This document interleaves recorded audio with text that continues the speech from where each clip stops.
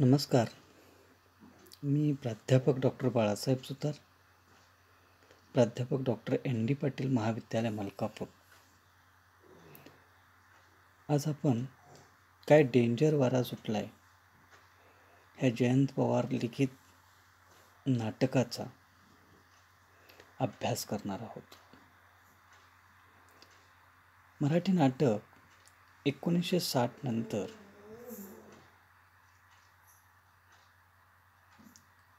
खरं प्रायोगिकता नाटकामध्ये आलेली दिसून येते.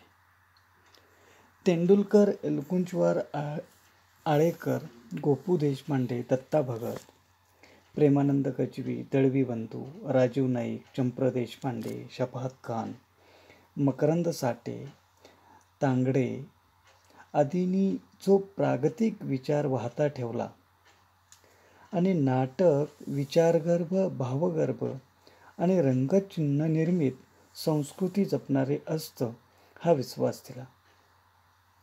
या परंपरेत लक्षणीय भर घालणारे, नवनाट्य संवेदन निर्माण करणारे म्हणून जयंत पवारांचं नाव निश्चित महत्त्वाचे आहे.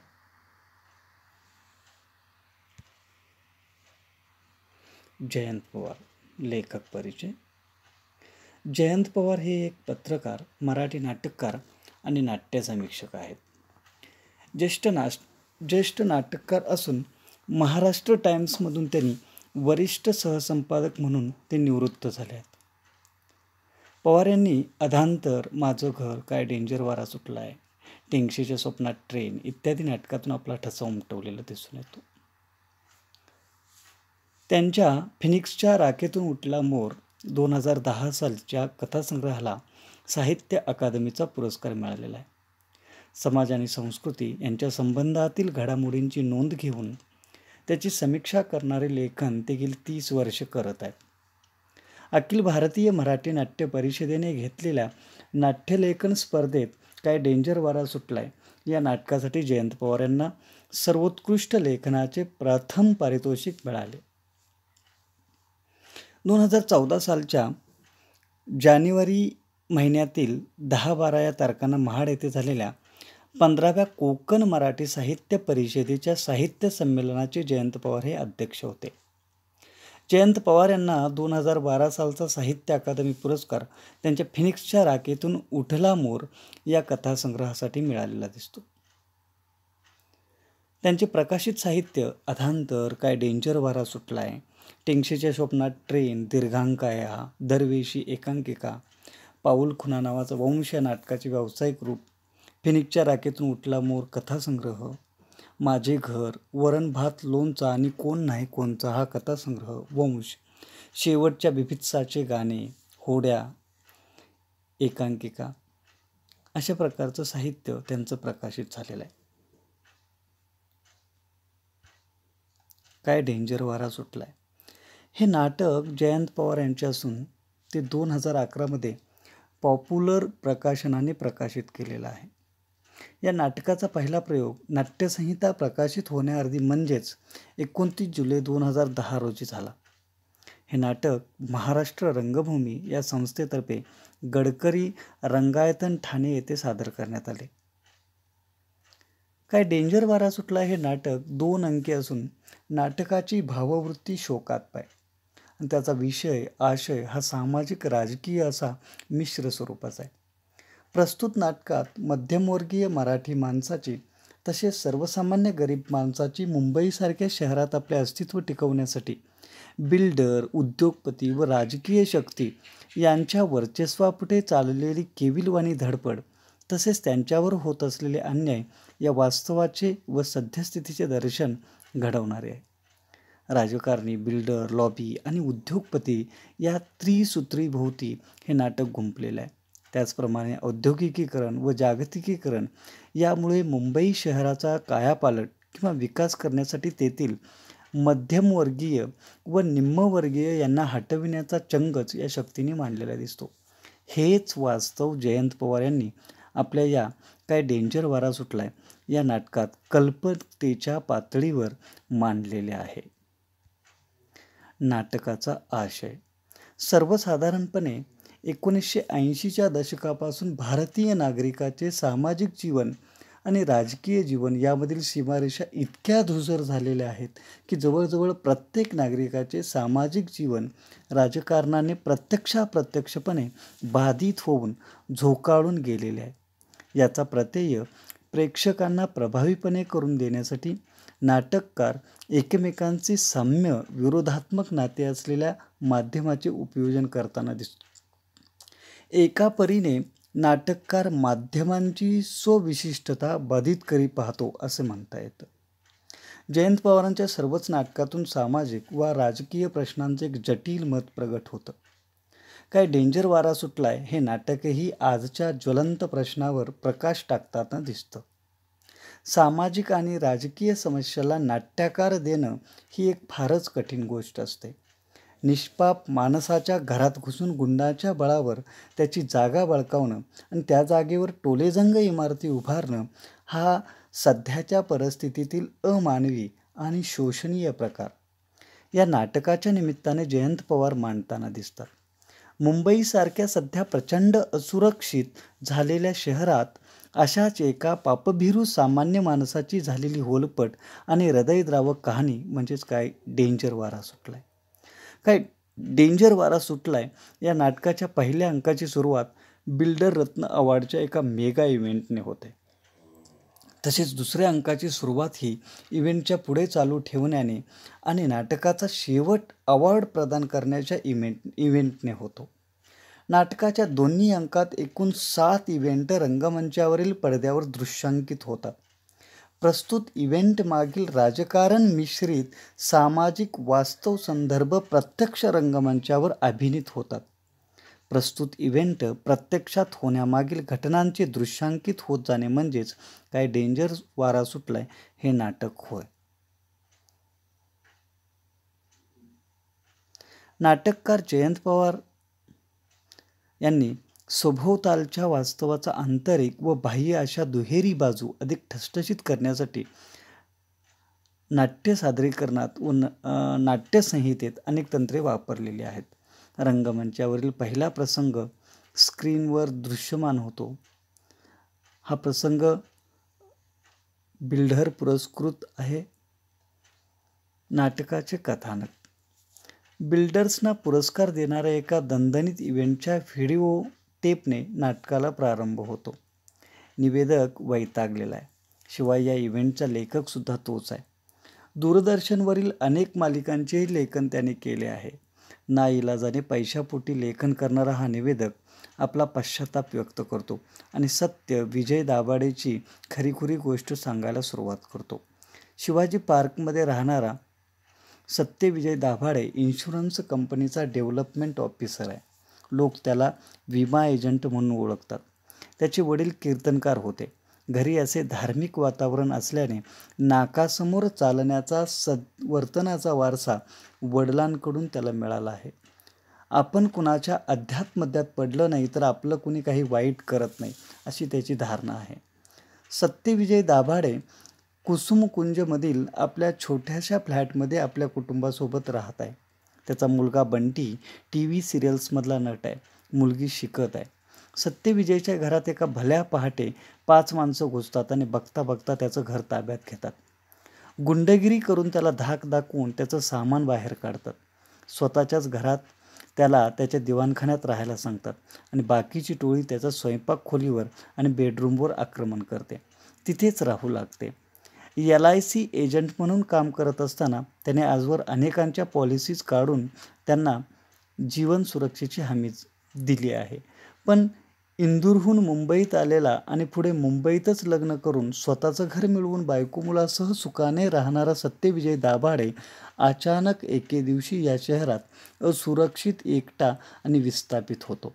त्याला कळून चुकतं की कुणाच्याच सुरक्षेची हमी देता येत नाही. तो म्हणतो, नाकाचा विमा काढता येतो पण श्वासाचा विमा नाही काढता येत. दातांचा विमा काढता येतो पण ठणक्याचा नाही काढता येत. मरणाचा विमा काढता येतो पण मणक्यात गोठणाऱ्या थंडीचा नाही काढता येत. अशा कठीण काळात सत्यविजयच्या मदतीला कुणी येत नाही. तो एकाकी पडतो. नाटकाच्या उत्तरार्धात सत्यविजय दाभाडेच्या कुटुंबाची गुंडाच्या टोळीकडून झालेली छळवणूक, त्याच्या मुलाला अतिरेकी ठरवून पोलिसांनी केलेली त्याची दुर्दशा, अपरिहार्यपणे आपल्या मुलीला शिक्षणासाठी त्याचे मामाकडे पाठवणे, मुख्यमंत्र्याचे दाभाडेची टर उडवणे, बायकोचे त्याला सोडून भावाकडे जाणे, त्यातून सत्यविजयची अगतिकता असे प्रसंग येतात. शांत, संयमी, समाधानी वृत्ती असणारा, सर्वाप्रती कल्याण करण्याची इच्छा आणि इतरांच्या आयुष्याला आधार देण्याची प्रवृत्ती असलेल्या सत्यविजयच्याच आयुष्यावर घाला पडतो. शेवटी सत्यविजय आपल्या घराला म्हणजे टेबलाला चिकटून बसतो. सत्यविजयला वेडा होण्याशिवाय, मुकबधीर होण्याशिवाय गत्यंतर उरत नाही. एका निष्पाप कुटुंबाची धूळदाण होते. सत्यविजयच्या आयुष्याची शोकात्मिका होते. ही केवळ दाभाडेची गोष्ट नाही, ती शहरातल्या निरनिराळ्या स्थलांतरांची आणि विस्थापितांची अनेक पातळ्यावरच्या संघर्षाची गोष्ट आहे. अध्यात्मामध्यात असं नाकासमोर सरळ चालणाऱ्या मध्यमवर्गाच्या आयुष्यात वाकणं वळण येणारच नाहीत, याची इतर कोणत्याही गोष्टीप्रमाणे तशी शाश्वती नसतेच. परिस्थिती शरण मध्यमवर्ग प्रवाहाबरोबर वळत जातो. प्रत्येक वळणावर हातातून बरंच काही सुटतं आणि संदर्भहीन आयुष्य जगताना जगण्याचे व्यापक संदर्भ मात्र गमावल्याचं अधिक लुळा कणाहीन बनत जातो. त्याला स्वतःचे मत नसते आणि व्यवस्थेच्या कोणत्याही व्यवहारावर त्याच्या अस्तित्वाचा कसलाही प्रभाव पडणे शक्यच नसते. नाटकातील पात्र परिचय. प्रस्तुत नाटकात दाभाडे हे पात्र मध्यवर्ती असून त्याची बायको, त्याचा मुलगा बंटी व त्याची मुलगी चिंगी ही एका कुटुंबातील पात्रे आहेत. आणि डॉक्टर, गृहस्थ, उद्योगपती, कशाळकर, मुख्यमंत्री, इन्स्पेक्टर, पुरुष 1, पुरुष 2, मुन्ना, स्त्री, हवालदार, भाईचा माणूस, बाजी प्रभाकर देशपांडे, नाडकर्णी, गुप्ते इत्यादी कुटुंबाबाहेरील पात्रे आहेत. निवेदक बबन येलमाले, हवालदार ही पात्रे नाट्यगत वास्तवात वर्तमानातील पात्रे आहेत आणि या उलट दाभाडेसह अन्य सर्व संबंधित पात्रे ही भूतकालीन कालावकाशातील पात्रे आहेत. याचा अर्थ दाभाडेच्या आयुष्यातील नाट्य फ्लॅशबॅक तंत्राने अभिनीत होते. त्यामुळे नाट्यगत वास्तव ही दुहेरी पातळीवर राहते. एक वास्तव दाभाडे या पात्राशी संबंधित तर दुसरे वास्तव बबन एलमामेशी संबंधित आहे. हक्काचे कायदेशीर घर असलेल्या दाभाडेचा आणि हक्काचे छत्र नसलेल्या स्थलांतरित बबन एलमामेचा जो स्वअस्तित्व टिकवण्यासाठीचा लढा आहे, तो या दोघांच्या भूतकालीन वर्तमानकालीन पात्रांना एका समान पातळीवर घेऊन येतो.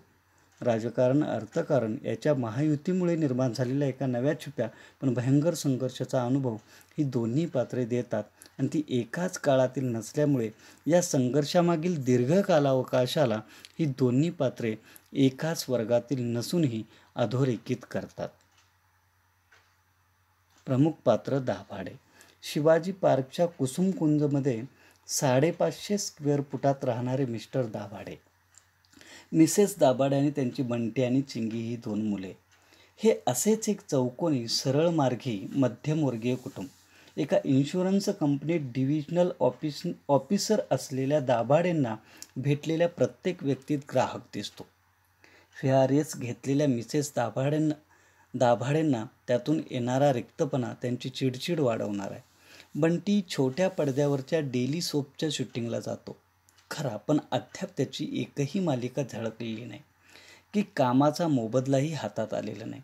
चिंगी ही कोणत्याही मध्यमवर्गीय शहाण्या मुलींसारखी अभ्यासात हुशार आहे. दाभाडेंच्या ब्लॉकमधून समुद्र दिसतो. काहीशी आध्यात्मिक, काहीशी गोष्टीवेल्ला आणि थोडेसे तत्वचिंतक असलेल्या मिस्टर दाभाडेंशी गुजगोष्टी करणारा हा समुद्र मिसेस दाभाडेंना मात्र रात्रीच्या वेळी आयार विस्पारलेल्या जंगली श्वापदासारखा चाल करून येतो असा वाटतो. दाभाडेंचा मात्र कोणत्याही अध्यात्मध्यात नसलेल्या वाटेत कोण कशाला येईल यावर ठाम विश्वास आहे.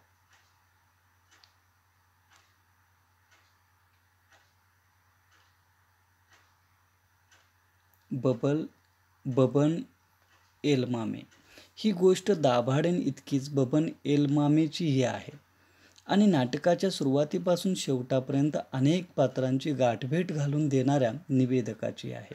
हा निवेदक, लेखक वगैरे डेली सोपच्या आणि कसकसल्या इव्हेंटच्या थीम्स आणि संवाद लिहिण्याचे सर्जनशील काम तो करतो. रंगभूमीवरील पडदा वर जातो तेव्हा रिअल इस्टेट इंडस्ट्रीच्या बिल्डर रत्न पुरस्कार सोहळ्याचे अँकरिंग करणारी जोडगोळी त्याच्याच लेखणीतून झरलेल्या शब्दांची आतिषबाजी करताना दिसते. वास्तविक तो या इव्हेंटचा एक रिस्पेक्टेबल गेस्ट असायला हवा, पण कार्यक्रमाच्या ठिकाणासमोरची जुनी इमारत जाऊन तेथे स्काय क्रॅपर उभारलेली पाहून त्याची झोपडी हटते आणि मग रिअल इस्टेटवाले संयोजक धक्का मारून बाहेरच्या फुटपाथवर त्याची उचलबांगडी करतात. पण त्यानेच लिहिलेले स्क्रिप्ट वाचले जात असते आणि बाहेर हा कुसुमकुंची कहाणी उलगडत जातो. त्याच्या मनात रुतलेले दाभाडे दहशतीसकट रंगभूमीवर येतात. पाथर्डीहून जगण्यासाठी मुंबईत आलेला बबन येलमाले निवेदक आणि प्रेक्षकांना दाभाडेच्या समांतर भिडत राहतो. गोवंडीच्या डम्पिंग ग्राउंडवर कचरा वेचण्याचं काम करणारा बबन नॅशनल पार्कात लाईफस्टाईलमुळे सुटलेली पोटं कमी करण्यासाठी जॉगिंग करायला येणाऱ्या वेगवेगळे ज्यूस 10 रुपयात विकणाऱ्या पांडेला असिस्ट करणारा बबन, शिवाजी पार्कच्या स्मशानभूमीत काम करणारा बबन, भकास आणि ओसाड गाव सोडून मुंबईत रोजगाराच्या शोधात येणाऱ्या कोट्यावधी लोकांचा प्रतिनिधीच आहे. बम्मन पांडेच्या पोरीला गटवून संसार थाटलेल्या बबनच्या झोपड्यावरही बुलडोझर फिरतोच.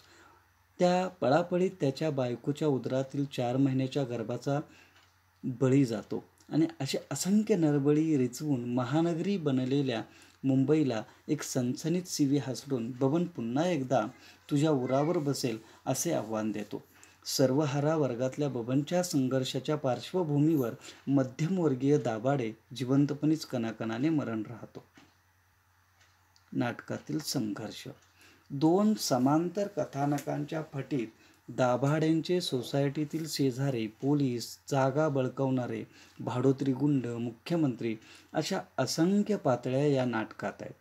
त्याचे स्वतःभोवती तसेच व्यवस्थेभोवती गुंडाळले गेलेले हितसंबंध, परिस्थितीवर मात करत अस्तित्व टिकवण्याची त्यांचीही धडपड, त्यांची असहाय्यता, परिस्थितीने लादलेला हलकटपणा, यांची गुंतागुंत यांचा चक्रव्यूह लेखक जयंत पवार यांनी ताकदीने उभा केलेला आहे. आर्थिक उदारीकरणानंतरच्या व्यवस्थेचे बारकावे नेमकेपणाने टिपले आहेत. प्रमाण भाषेची भीड सोडून पात्रे आणि प्रसंगानुरूप नाटकाची भाषा कमी अधिक तीव्रतेने प्रयोगाची गती तेज करत राहते. प्रामाणिकपणे नोकरी करणारे कुटुंबवत्सल दाभाडे ते एका टेबलाएवढीही जागा गाठीशी न राहिलेले आणि तरीही जिवटपणे त्याला चिकटून राहण्याची शर्त करणारे खचलेले दाभाडे, ही अवस्थांतरे ते अक्षरशः जगलेत. या नाटकाने पूर्णानंद वाढेणकर हा खराखुरा बबन येलमालेच इतका प्रभावी या नाटकामध्ये या पात्रातून चित्रित झालेला आहे. नाटकातील भाषा. या नाटकाची संवादी भाषा ही अत्यंत वैशिष्ट्यपूर्ण अशी आहे. महानगरीय बोली भाषेची खूप सारी रूपे या नाटकातील ओळीमध्ये आपणास भेटत राहतात. नाटकाच्या शीर्षकातच बोलीभाषा समाविष्ट करण्यात आलेला आहे. हिंदी, इंग्रजी या दोन्हींचे मिश्रण असलेली हिंग्लिश गुजरात, मध्य प्रदेश, बिहार या सीमावर्ती राज्यातून येऊन मराठीत पाझरलेली, महाराष्ट्राच्या विविध प्रांतातून नशीब काढण्यासाठी आलेल्या लोकांची भाषा, अशा भाषेची कितीतरी वैशिष्ट्ये या नाटकात योजलेली आहेत. त्यामुळे मुंबई हे भाषिकदृष्ट्याही कसे कॉस्मोपॉलिटियन बनत चालले आहे हे दिसून येते. शिवाय महाराष्ट्राच्या राजधानीतच मराठी कशी भ्रष्ट बनत चालली आहे याचाही प्रत्यय हे नाटक वाचताना येत राहतो. कारण इथं अनेक प्रांताप्रमाणेच मराठीचीही एक भाषिक संस्कृती केवळ अवशेष उरले आहेत, तेही आता संपण्याच्या मार्गावर आहेत याची विदारक जाणीव आपणास जयंत पवार करून देतात.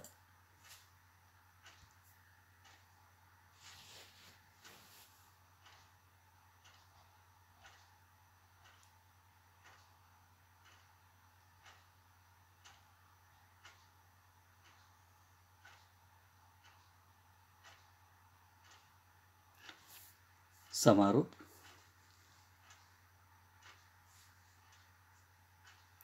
आनंद व बोध देणे हे नाटकाचे मुख्य प्रयोजन परंपरेतून चालत आलेले आहे.